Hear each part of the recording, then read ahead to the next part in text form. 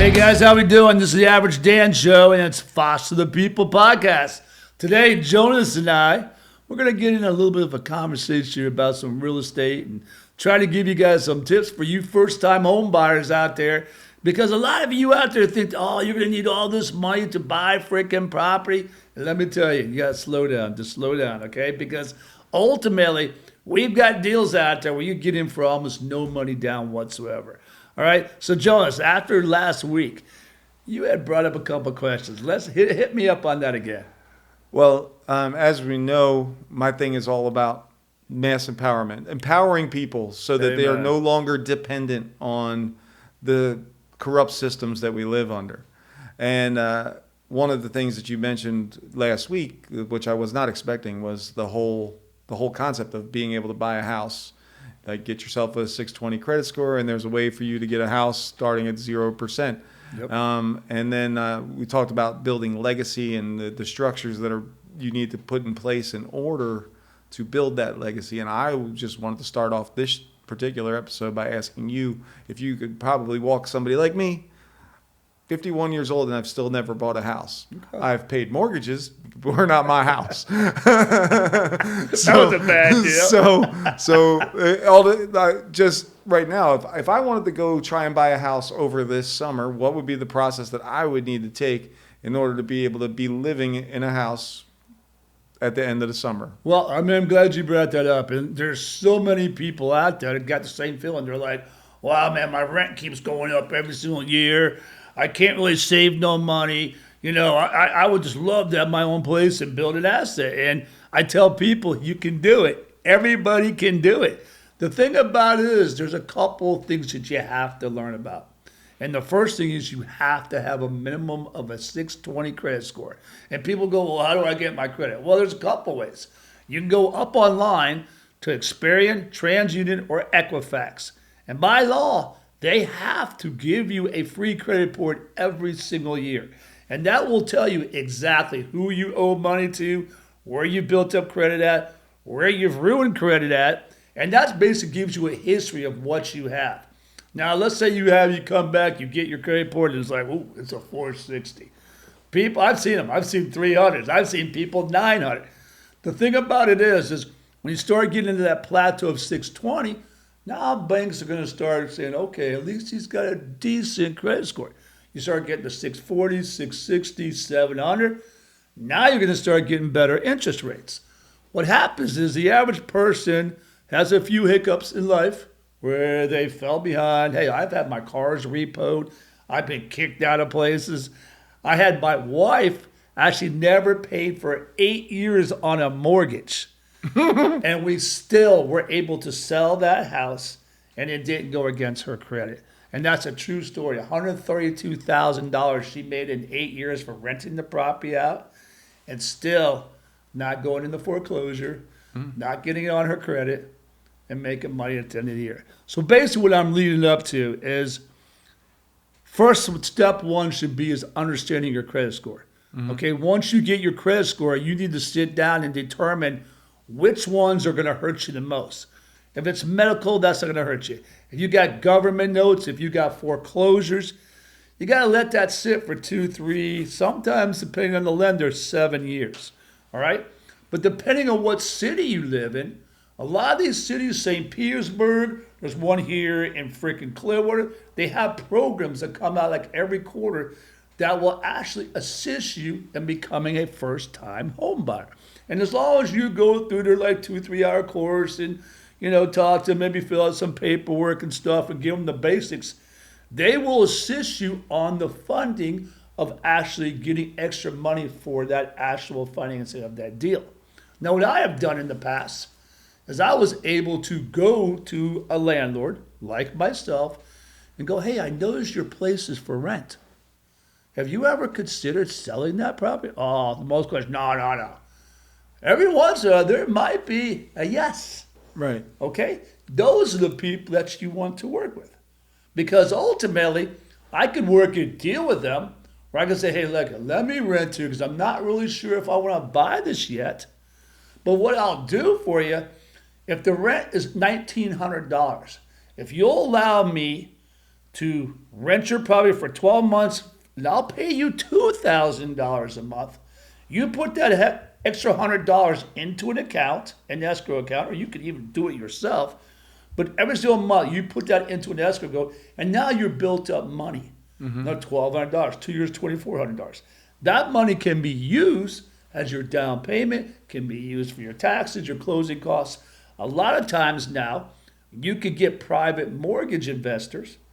Some of you on the outside, you might pay a little bit higher interest rate. Like normal rate right now is about 6.75, 7%, which is a little high. And that's why actually the market is sort of like flatlining, where ultimately it is a buyer's market right now.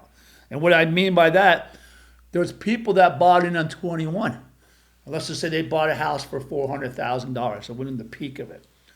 They used to be able to sell houses around 2021, 2022, where they were like 40, 50% over market value because there was such a demand for it, right? It was so crazy. It was ridiculous. I was watching it happen, and I'm like, this makes no sense. There's no way that this bubble is not going to pop. There are some areas here in Florida that were up like 68% It was in ridiculous. values. Okay, well, what happened was, on top of that, we had hurricanes come in here. All right? Well, what happens when you have hurricanes?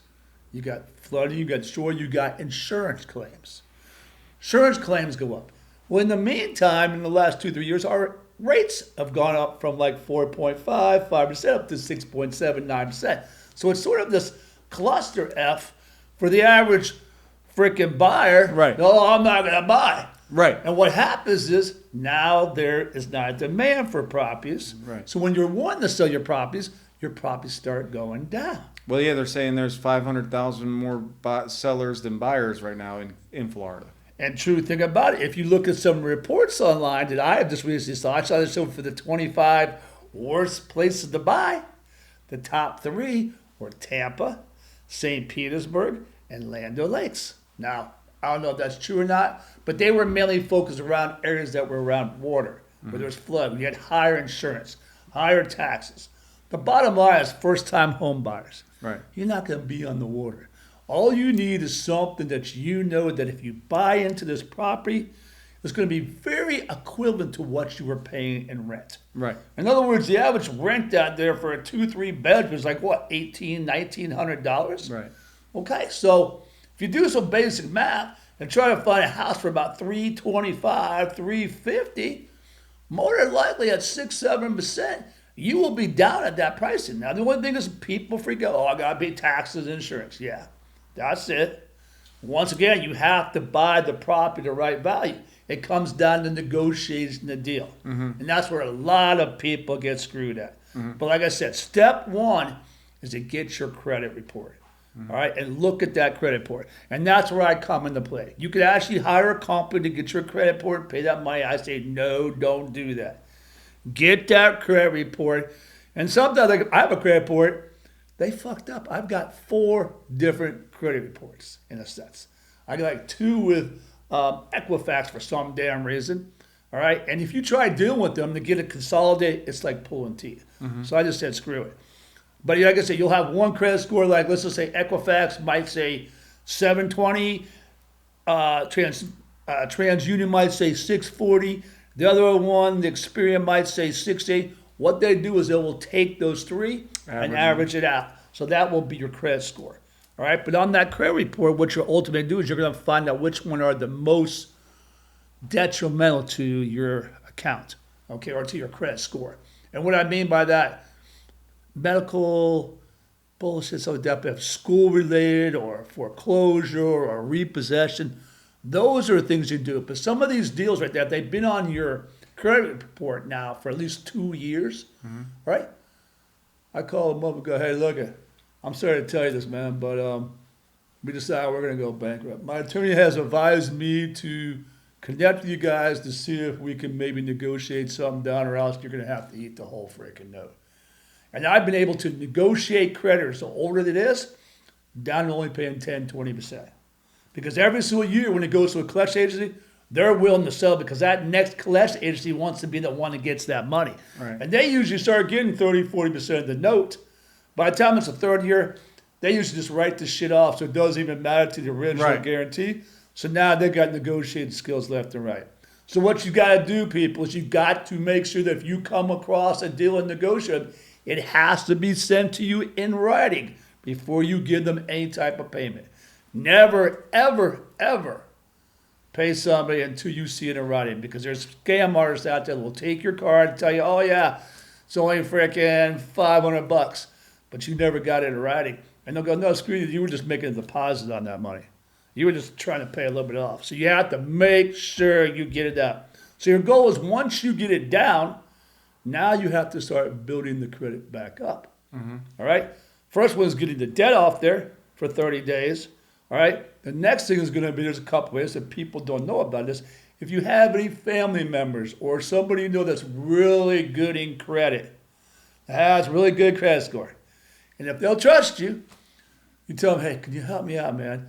Put me on one of your credit cards. No, I don't. No, you protect their ass. I would say, don't take the credit card, because people will take that credit card and go spend it, and then they're responsible for it. But don't take the credit card. But as long as that person's making the payments every single month or paying a card off, guess what? Your credit card starts jacking up faster and faster. That's the most fastest way of doing it. Otherwise, you go get a secure loan for like $300. Pay it, borrow the money, pay it off, man. And you might do this for 6 months. I tell people 6 months is the minimum time it's going to take to clean up your credit report. Maybe 3 months, depending on where you're at. All right? The thing about in 6 months, this gives you the time to clean up your credit report. Go look for the deal, because you want to look for the deal of the century. You might have the skills to be able to do a little bit of fix-up on the property. You might know one of your friends that, they can do roofing for you. They can do this for you. But the thing about it is, you got to make sure you get into a house that you and your family feel safe and secure, and you're not getting yourself into a mountain of debt of somebody else's unwanted bullshit. And then once again, that's where I come into. I got people that will go out there, they'll do a quick analysis. I usually do a quick analysis of the property. I can pretty much tell you if there's default in the property, if there's leaks, if there's electrical problems, plumbing problems, just from the basic knowledge I have. But you can pay somebody, $300 to $400 to go out there and do an inspection on your property, which I highly recommend everybody. Yeah. Before you buy, because you know what it is? You get somebody who's savvy. They will pick that property apart. On this property right here, we found this problem, this problem. I'm not going to say other problems. We found these problems. I was able to negotiate down another $60,000. Well, I have a property in mind personally. I would love for you to go take a peek at it with me. Just give me the edge, or let's plan a date. I'd be more than happy to go out and do that. Okay, I would love to do that. Taking the kids to Universal today, but well, I'm saying, by all means. Yeah, absolutely. By all means, like I said, this is where, how can I say it, my glory and my professionalism is. I love real estate, and I think everybody's showing, because everybody needs a roof over their head. Right. Everybody. And why should you have to be responsible for the rent keep going up and up and up? And the best of all, guess what? You're helping me pay my mortgage bill. Yeah. I love it when people go into my property, they're renting it out, they're covering the taxes, the insurance, the freaking mortgage payment, and they're putting $300-400 a month in my pocket. Absolutely. That's the way it should be. Yeah. And then on top of it, I'm building equity in the property. And I can write off the amortization or the interest at the end of the year on my taxes. So it's like a win-win all the way. Oh, yeah. No, those are all the details that I think people need to know. And the other thing that you said last week was you were talking about grants. Yep. Like, where do you, like, I hear lots of people talk about the government's giving this grant, the government's giving that grant. Right. Like, where do you find those grants, and how do you know which ones are right for you and which ones aren't right? Well, that's a very, very good question. And the thing about it is, it's not every city, but they do have money that's given to every single city to help support communities, to help, build community growth. All right, that's one thing about Foster the People, our podcast, is to educate people on how to improve their lives, like the Mass Empowerment Project that we're talking about, that we're going to push up here. What they have to ultimately do is, depending on where they're living at or where they want to live at, you go to the local website, let's just say Largo. Go to the city of Largo, and you'll look up there where they have a request section. Funding or community involvement in home purchases, or finding ways to purchase new home for new home buyers. Something depending on the category. You look for like a special assessments or anything that has to do. I have to look at the actual website, but basically it's simple as going up there and say, I want to become a first-time home buyer in Largo, in St. Pete, in Clearwater. And then they'll sometimes, depending on the city, come up with all these different programs. And they'll tell you, okay, you guys spend, for the next 3 weeks, go to this class. And what they do is they give you a certificate that says pretty much they will pay for your closing costs. Okay. And closing costs can go anywhere from $4,000 to, $30,000, depending on what you're buying. Right. Okay? But I always tell people, the bottom line is this is your first house. Don't expect to live in the goddamn mansion on the beach. Mm-hmm. All right? Start out with something small. So the responsibilities of your freaking, if the roof goes out, if you have this problem or something, you have to have a backup plan here. Right. And I try to teach people also in that 6 months, you should be saving money up as reserves by going, God, if for some reason shit happens and I can't meet that mortgage payment for 2 months, I want to know that I'm good for 2-3 months. And sometimes, depending on the loan, they'll get what's called PMI or private mortgage insurance. Mm-hmm. Well, they'll make you have to have that just as protection if that was to happen to you. In other words, if we had another COVID and shit closed down, you're in a pickle. Right. All right? But most of the time, shit like that, you can, they'll give you hardship, they'll give you a couple of times. But I always try to tell people, try to save that money up. And that is what the biggest problem in today's society. The average person has not sat down with themselves or with their spouse, wherever, and go, look, we got to put away $10, $20, whatever you can afford. I look at it this way. There's 3 ways I play it.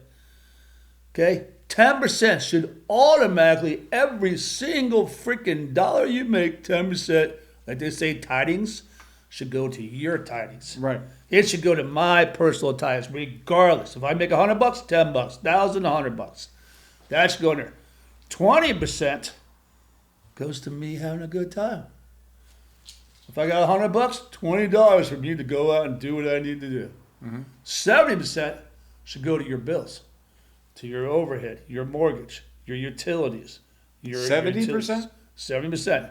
Now, if you get it down to 50%, that's the golden way to do it. That's where I've always That's where the golden is. But the average person can't do it now. You got food costs, you got gas, you got insurance. Yeah. So if you're 70%, okay, but now what the most mortgage lenders are going to do, they're going to want to see that if let's say your mortgage payment is going to be $2,000, that you're making at least $4,000, 50%, double time, or 100% that is. And as long as you're comfortably making that, there's mortgage brokers out there that will work you deals. All right? And like I said, I've got a couple of really good friends that can work deals. They're licensed mortgage brokers. They're private investors. Depending on who you are, depending on your thing is, I've seen them get low as 580 sometimes. But then you're paying higher interest rates. But now the thing about it is, so you might pay a higher interest rate for 6 months. Because usually they're going to lock you in for 6 months before you can refinance. Right. All right? But if you're as long as you're paying for 6 months and you do that refinance, you're going to go, whoa, you're saving yourself another $1,000. And I always tell people, if you're going to refinance that property, do not do it for less than 1%. Don't drop it down 0.25%. People go, oh, 0.25% is a big time. Yeah, over a 30-year mortgage it is. But in a short term, no. No, a 0.25%, you got to do a 1% drop, 1.5%. I'll give you a prime example. I just did a drop. I had 2 properties. I had to have a private investor to fund me on this because they're commercial properties. No banks really want. There's only a few banks like Valley Bank and Banco ZK that will really do that. All the Chases in the Fifth Thirds and just don't want to reflect with it. Well, I bought these properties at 12.99% interest only. That means nothing's going into principal. Right. All right? Their deal was you locked and loaded for 6 months. After 6 months, you can go get refinanced. Well, I thought it'd be a piece of cake. Took me a year and 3 months. Oh, yeah, So I 'cause paid 9 extra months at 12.9. But then we got a refinance, and it went down to 6.75. So I saved myself 50%. Tons. So you see what I'm saying? Then what I did was, when I brought it down, I was able to get the equity out of my property and take some money out to go do the next deal. Right. No, I understand. I understand the process. Yes. It's a simple process. For those people that are watching that don't understand that process, that is the way to personally empower yourself. Amen. So that you are giving yourself your base. You are giving yourself that thing that cannot be taken away at that particular point. That's the legacy part. That's so true. That brings me to the third question that I had for you is like when you're setting up your structure, your financial structure, you have your real estate, which is an asset. I don't know what other assets you have, but when you're going into asset protection mode, like are you buying them under your name? Are you buying them under an LLC's name? Or is it under all access management, all of that stuff? Well, I'm glad you brought that up. Okay, let's be honest. If it's just your own private residence, you can just put it in your name. Okay, but if you're planning on becoming a real estate investor, I would highly recommend start out with your house because it's cheap. Because the minute you start putting in a business, it's going to cost you a little bit more. It's going to cost you more taxes at the end of the year, but you got a little bit more write-offs. But as your personal income, now you can homestead it, and you want to homestead it. The minute you make an investment property, you can't homestead it. So now you're going to lose out on that tax burden there as well too. So once you buy that property, you put it in your name, and that's your main home. Until you decide to move up to something bigger, you get in, you go down to your county tax thing, and you tell them, I want to homestead. They will lock it in at a 3, 4, 5%, depending on the city, and that tax won't go up. If I was a new person coming in and 5 years later, and your value went up $200,000, I'm locking in at that value. Okay? Prime example, this property here, when I bought it right here, they had the property since '88. Their taxes were like $1,200 because they locked it in at '89. I bought it in 23. Shit, the value went up like freaking 700%, and freaking the rate went up. So I'm at like a 6.8%. Okay, where I'm paying a shitload more because of the value and everything else. But it's not, well, this is also commercial. But homestead, you lock in at a certain dollar amount, and it only goes up a little bit each month compared to, second property or third property or something. Gotcha. All right, but if you're going to go purchase other properties, it is highly advisable to put them into an LLC. Okay? Like I said, there's a little bit of tax benefits to it, but there's a little bit more expenses you have to be responsible. Right. You got to set up the LLC. Now you got to have a separate tax return on that, depending on how much volume you're doing. Okay? Because like right now I have 5 LLCs. All right? And unfortunately, every year I've got to pay a little bit extra because there's just separate LLCs. I have to have a CPA or a tax advisor do the tax on it. I wouldn't do the tax myself, but Oh, dude, are you kidding me? Well, it's one of the most ridiculous things and I wish that people would get this inside of their heads when it comes to taxes. Is a while ago there was a big thing where everybody was posting memes about taxation as theft. Like, you have to truly understand that taxation is extortion. It is. And avoidance of taxes, in my opinion, is godliness. It really, you're totally correct. But like we've had this conversation a few minutes ago, I believe, I don't know if you want to necessarily call it taxation, but we have to have our fire department.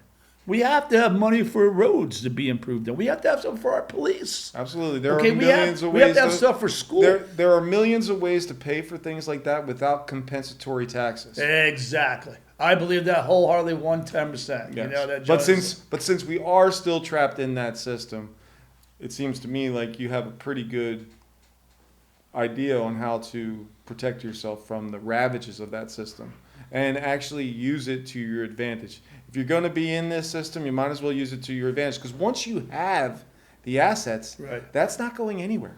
And especially like if let's say we have another financial bank collapse like we did in '08. If instead of pumping the banks back up and propping them up for their bad business models. Right. Instead, liquidate those banks. Exactly. Allow those assets to go to the people who actually purchased them and made them. Right. Boom. Now we have a good launching pad for a potential booming economy that can actually sustain, be prosperous over time without all the leeches. But I sucking. think the biggest problem is, and let's throw our cards on the table here, the average person doesn't know about finances. But that's why we're here. Yes, that's exactly why, one of the reasons why That's what we're here to mass empowerment people to get educated. Hey, if you don't like what we're preaching, go listen to Dave Ramsey. Go listen to whoever you want to listen to. But understand, debt. Don't look at Dave Ramsey because he said debt is bad. If you're from a real estate portfolio or an investor portfolio, debt is good because you're using other people's money or banks to furnish your finances. And let's be honest about it, guys. At the bottom of the line here, you want to build up a legacy so you can give back to the community and your family. Okay, I own 22 rental properties. Okay, commercial and fixing. All right. Now you know damn well. Let's say another 8 years, everything will be paid off. Yeah. So what is that? That's strictly cash flow. Cash flow. That's ever paying taxes, insurance, and minor repairs. Now, honestly, the amount of things going to keep going up. The rent's going to keep going up. Taxes going to go up, but the rent's usually going up a lot higher unless for some reason the area goes to shit, which I highly doubt. All right? So the thing is, I'll always have something to leave behind for my family. Absolutely. Or for my community. Well, and then, I mean, just on a more nihilistic black pill. It's so funny. I had a person refer to me as a black pillar. If you take the red pill and the blue pill from the Matrix, the red pill, you open your eyes to the truth. The blue pill, you go back to sleep. Well, then there's the black pill. And this is what he called me a black pillar because I see that there needs to be a certain amount of destruction in order to cleanse what we're currently living under. That's so true. Now, the destruction of this broken, this let's call it I like to use the word kleptocracy. Okay. It's a kleptocracy that we live under. It's a system of, yeah, you can do what you want as long as we can keep taking our pieces from you. That's the banking, the whole concept of banking is as long as we have what we want to get out of you, you can do the transactions that you want to do. I call it corporate greed. Exactly. Like that system needs to be, if not completely eliminated, it needs to be reined in an awful lot. Well, like I said, it dues to public awareness. It comes with education. Uh-huh. Like I said, you talk to the average person. You say, "Oh, how many houses do you own?" Well, I own one. Okay, maybe you don't want to be an investor. But the way I look at it, you're bringing millions of people every year into this world. We're birthing millions of people. Right. Where are they going to be at 10, 20, 30 years? They're going to need housing. Exactly. We're all going to need housing. Exactly. Okay, 1 million come out, let's say 500,000 die off. 1 million come, 2 million come in, 750,000. You're always going to need housing. Absolutely. All right, so why not take part of the opportunity here? Well, let's do it. Because every time you wait 10 more years, guess what? You got more debt you got to pay out. You got more freaking higher payments you got to pay. Jonas. Daniel. We're going to have to sign off here, buddy. Indeed, my friend. Well, you have a great time today. Where are you going again? Universal? Well, it's a Christmas present that I got the kids. It was year-long passes to Universal, and mostly because of the Harry Potter Wizarding World. Okay. And the boy hasn't been there yet, so him and his sister. That's probably going to be pretty nice. I just hate going to Ford, dude. Oh. That's like the worst time. Give me one of those freaking drones, and we'll fly over there and land on Mickey Mouse. What do you call it? The Magic Kingdom will leave it. Well, I used to travel on the road with a rock band for a couple years, and we would do like 10-hour trips from city to city with 6 guys in a 15-passenger van sleeping on floors and stuff. So we got it down with the kids pretty good that they travel well. We do our road trips to North Carolina every year. 2-hour trip over to Orlando. I don't mind. I don't mind that. But it's like, once you hit that I-4. Oh yeah. It's like freaking LA, bumper to bumper to bumper travel. Like, oh man, it takes me like an hour to get over there, but then I get there, it's like 3 hours to get 2 miles. Yeah. Well, guys, we're signing off. Come join us. We're gonna be down for a couple of weeks, but Josh, our producer, will be putting stuff out here, and then we're gonna be out here full throttle, me and Jonas. So stick around, subscribe, get involved with us, join the Mass Powering Project, and if nothing else, guys, help out a friend. Support a neighbor. Do something to help out your community, guys. See you later, guys. Stay blessed.